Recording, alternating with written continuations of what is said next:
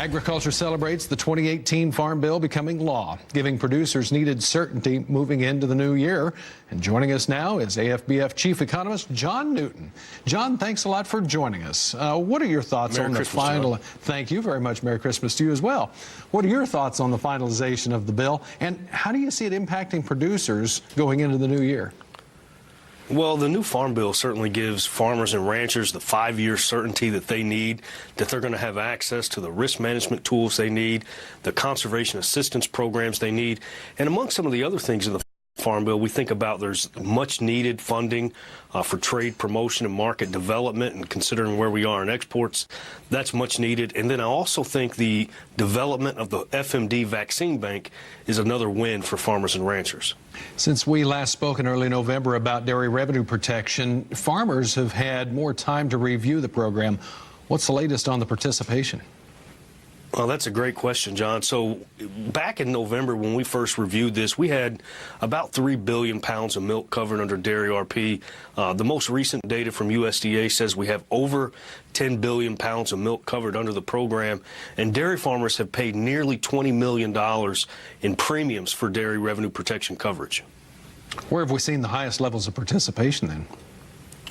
Well, when you look and think about the landscape of dairy production in the United States, where Dairy RP is being purchased closely aligns with that. Wisconsin, California, Idaho, some of the biggest states in terms of Dairy RP purchases. Wisconsin with slightly more than 1.8 billion pounds of milk covered under the program. And when you take the top 5 states in the program, that means adding in Minnesota and Kansas, we're looking at just more than 50% of all the policy sold are in those 5 states.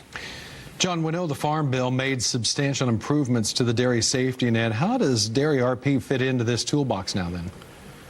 Well, dairy farmers are certainly a big winner in this Farm Bill, and we'll have more coverage on that on our website after the new year. But when you think about what Congress did in terms of the dairy safety net, they made dairy margin coverage very, very attractive for the first 5 million pounds of milk, and then they allowed farmers to participate in both the FSA program as well as crop insurance on the same milk. So dairy farmers can get the DMC coverage, and then they can add DRP on top of that. And looking at fourth quarter 2019, we have the opportunity to provide DRP coverage on milk as high as $22 per hundredweight for high component producers. Well, some folks may be sticking a toe in the water. When will we see how Dairy RP performed so far? That's another excellent question. So DRP was introduced October 9th, and the first policy that was available was the first quarter 2019. So we'll continue to monitor the prices and the milk production data for that first quarter 2019, and we'll be able to let folks know if their DRP policy indemnifies in April of 2019. But where we stand today, milk prices are about 5 to 15% lower than what we saw when DRP was first introduced back in October. AFBF Chief Economist John Newton. John, thanks very much for joining us.